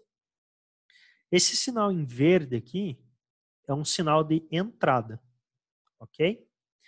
Esse sinal em, sei lá que cor é essa, roxo, é o sinal de saída. Então, vejam que, primeiro, né? Eu tenho um delay entre a entrada e a saída acontecerem, e eu tenho um certo período de tempo para que a minha saída saia do zero e vá para a tensão máxima que ela deveria ter. Então, esse tempo aqui é o nosso slew rate. Essa velocidade aqui é o nosso slew rate. Então, a gente poderia pegar aqui. Vamos supor que cada quadrado é 1 microsegundo. Não, está em 10 nano ali. Muito difícil de calcular. 1 microsegundo. E aqui a gente tem 5 volts. Então ele consegue, em 2 microsegundos, ter uma diferença de 20 volts. Então, ele tem um slew rate de 10 volts por microsegundo. Cada microsegundo ele consegue aumentar a tensão dele em 10 volts. Beleza? Então, isso aqui é uma resposta da saída. Beleza? Isso é físico, isso é real, tá? Aqui na esquerda, a mesma coisa.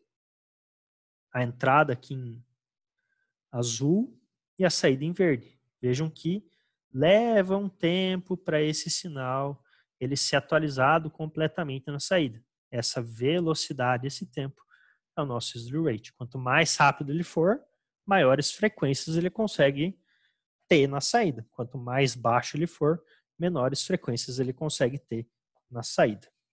Ok? E daí aqui, por último, quase por último, mas não menos importante, em relação aqui aos parâmetros de transferência, é a nossa largura de banda.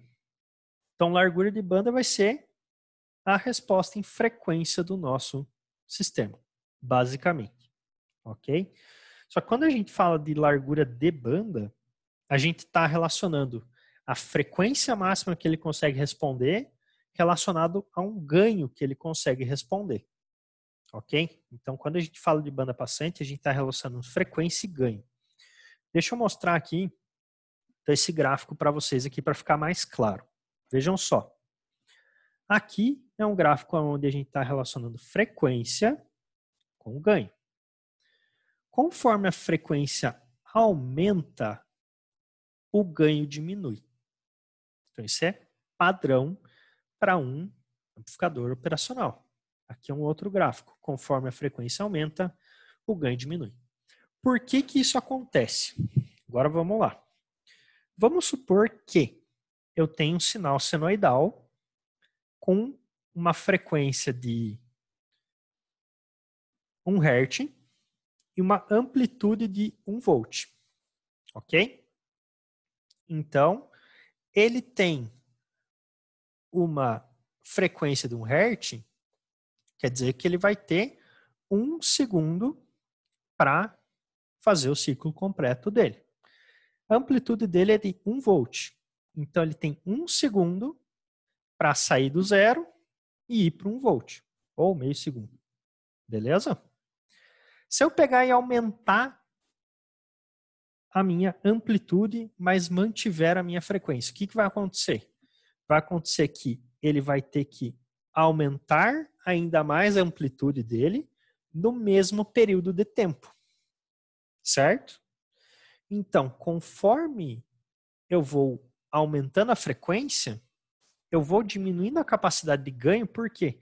Porque ele tem que responder mais rápido. Certo?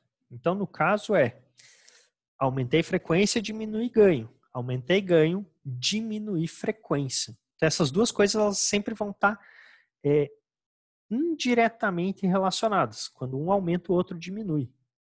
Ok? Então, não posso ter as duas coisas. Eu não posso ter um ganho infinito para uma frequência infinita.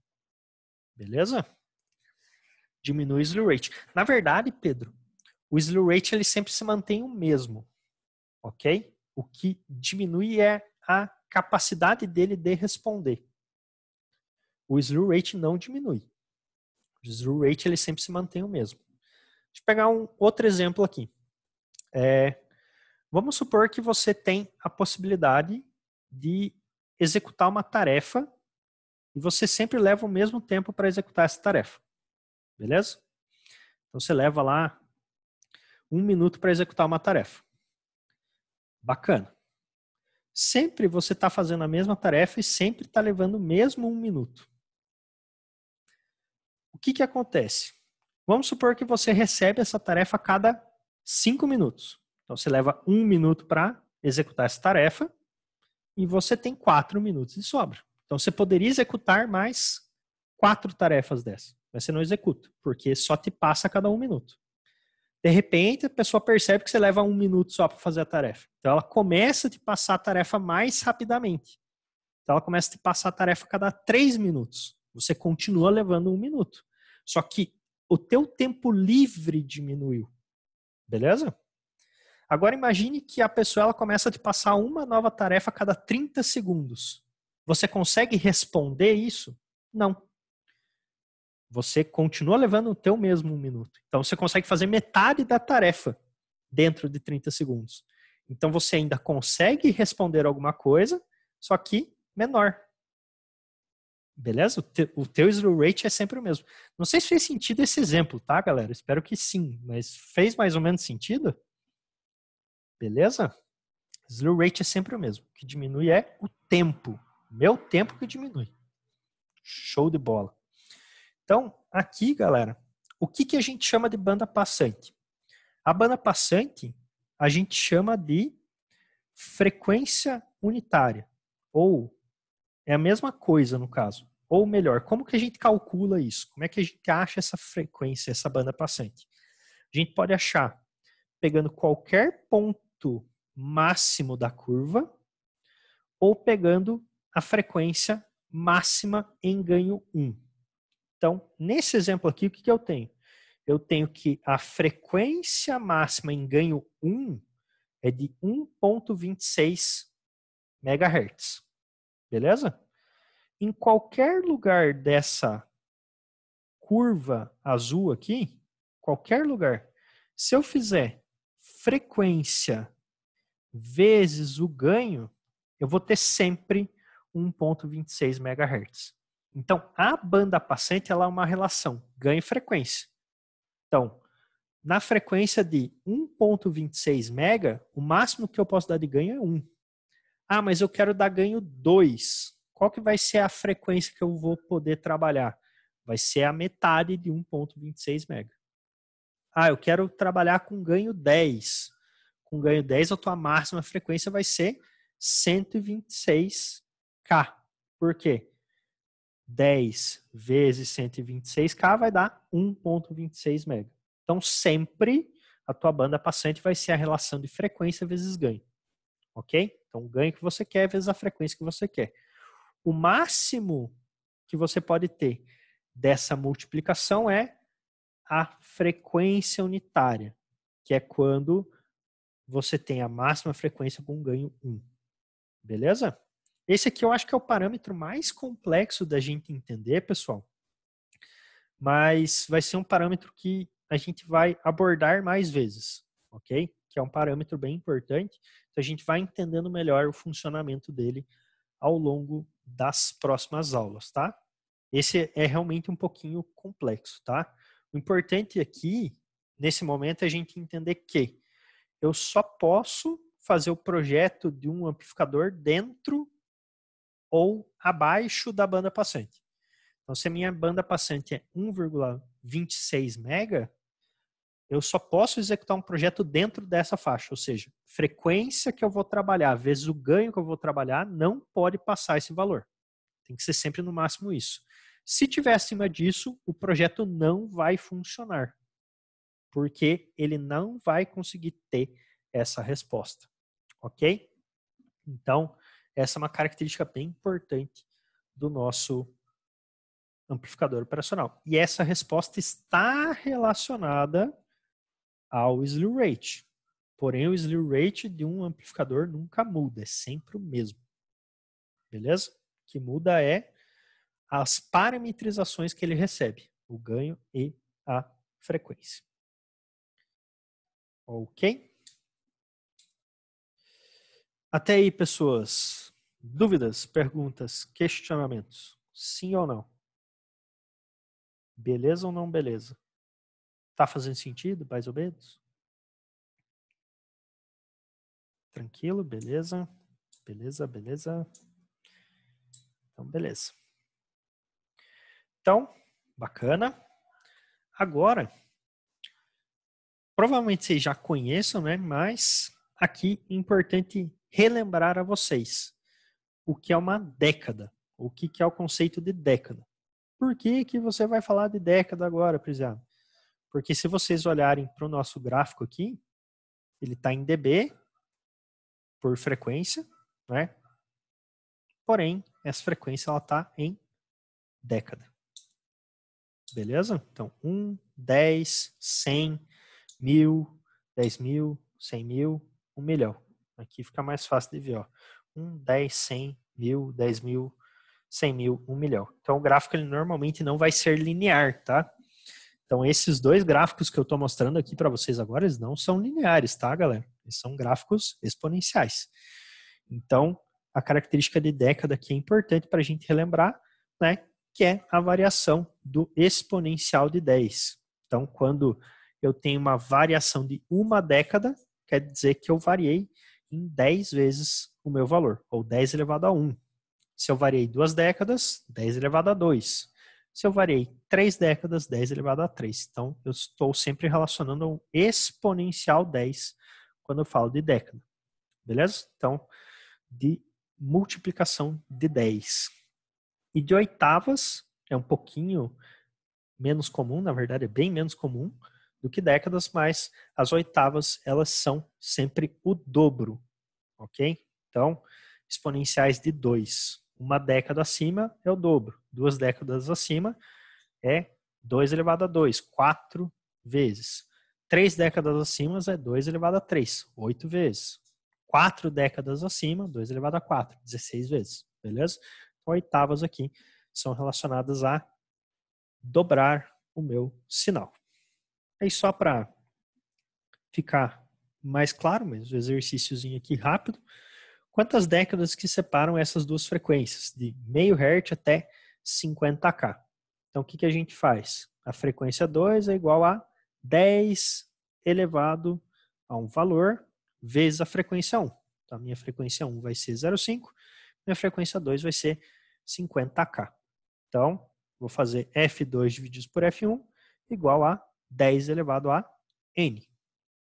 Faço o log disso para tirar o exponencial, então log de F2 por F1 é igual a N, ou seja, vou ter que o nosso N é 5. Então, se eu fizer o log de 50K dividido por meio, eu tenho que é 5. Então, meio para 50K, eu tenho 5 décadas de diferença. Ok? Em relação à oitava aqui, se eu tiver uma frequência F2, que está 8 oitavas acima da frequência F1, que é 3 Hz. Qual que vai ser o valor de F2? F2 vai ser igual a 2N F1, 2 elevado a N vezes F1. Vou colocar 2 elevado a 8 vezes 3, ou seja, N é a quantidade de décadas, de oitavas, 3 é a frequência inicial, então vou fazer essa multiplicação e eu vou chegar que o F2 é 768 Hz. Então, 768 Hz está 8 oitavas acima de 3 Hz. Ok? Então, isso aqui só para relembrá-los do que é uma década e do que é uma oitava. Por que isso? Porque os gráficos eles vão estar em relações não lineares. Então, vai ser importante para a gente poder analisar. Como vocês manjam, é gráfico, tá tranquilo. E de dois últimos parâmetros aqui que são relacionados à alimentação, que é a corrente de alimentação, que é o quanto o nosso amplificador vai consumir de corrente. Então, vejam que é uma quantidade relativamente baixa, 0,7 até 2,8 mA, isso para sistemas comuns, né? Eu tenho sistemas de mais baixo consumo, que vão consumir ali na casa de 0,1, 0,05 mA.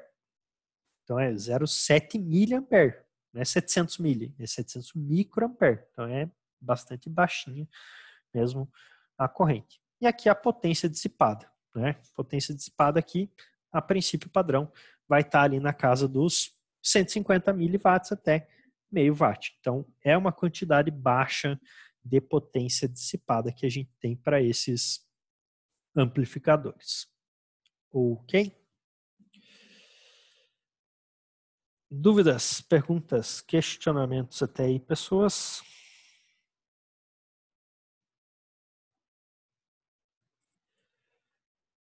Deixa eu abrir aqui. Cadê? Tudo ok. Tudo dominado. Aí é bonito. Então agora, nós temos aqui duas atividades. Deixa eu abrir aqui para vocês.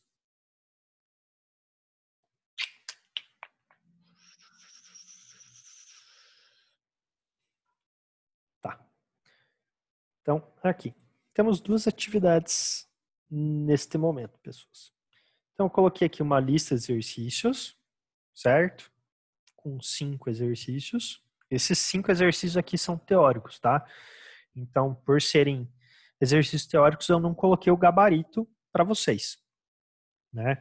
Então, definir a diferença do amplificador operacional ideal para o real, definir as principais diferenças entre o amplificador operacional e o transistor e citar aqui alguns exemplos de parâmetros de entrada, transferência e saída. Então, esses são os exercícios desta aula. Por não ter parte de cálculo, eu não fiz gabarito, tá? Para os exercícios de cálculo, de circuito, todos vão ter gabarito ali para vocês, né? Mas esses aqui, por serem teóricos, não vou colocar gabarito, tá? Então, vocês têm esses exercícios aqui para fazer neste momento. E também eu coloquei uma atividade prática aqui de laboratório. Essa atividade vocês podem, se conseguirem, fazer manualmente, ou então vocês podem fazer no simulador, ok? Em algum simulador. Essa atividade aqui, só para vocês verem, é a atividade sobre slew rate, é referente agora a essa nossa primeira aula. Então ela tem o objetivo, né, que é ter um primeiro contato com os circuitos amplificadores e analisar o que é o slew rate, que seria chegar numa curva de resposta igual àquela que eu mostrei para o slide de vocês. O que vocês precisam de material aqui? Uma fonte dupla, um osciloscópio, um gerador de funções e uma protoboard, 2 resistores de 10K e 2 amplificadores operacionais. Daí, no simulador, vocês podem escolher esses aqui, ou vocês podem escolher algum outro, tá? Daí aqui tem a atividade prática. Então, tem um circuito que vocês montariam e aqui a definição do slew rate, que também está lá no slide. Então, aí é separado em duas partes aqui a atividade. Primeira parte, tem aqui um conjunto de itens para vocês executarem. Então, ó, montar o circuito da figura 1 com um TL071. Isso aqui é um amplificador operacional. Energizar. Ajustar o gerador de funções para fornecer uma onda quadrada de 100 Hz e 5 volts pico a pico. Conectar o canal 1 do osciloscópio na entrada, conectar o canal 2. Então é um passo a passo aqui, beleza? É realmente uma atividade de laboratório, onde vocês vão fazendo o passo a passo e vão analisando qual que é a resposta que vocês têm. Então, a primeira parte ela é relacionada a esse TL071 e a segunda parte seria relacionada ao 351. Então, seria fazer a mesma coisa da primeira parte, trocando o TL pelo LF. São dois amp-ops diferentes que têm slew rates diferentes. O primeiro aqui ele tem aproximadamente meio volt e o segundo aqui ele tem 13 volts. Então, a princípio vocês conseguem executar isso aqui no simulador, né? Não precisa ser montado fisicamente, né? Obviamente, talvez vocês não tenham fonte dupla, osciloscópio, gerador de funções em casa, mas vocês conseguem montar isso aqui no simulador e encontrar isso aqui, encontrar essas respostas. Beleza?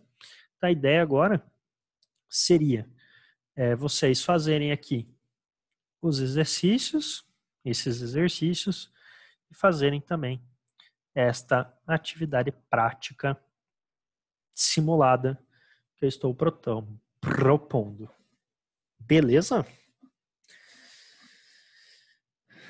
Tranquilo? Então, por hoje é isso.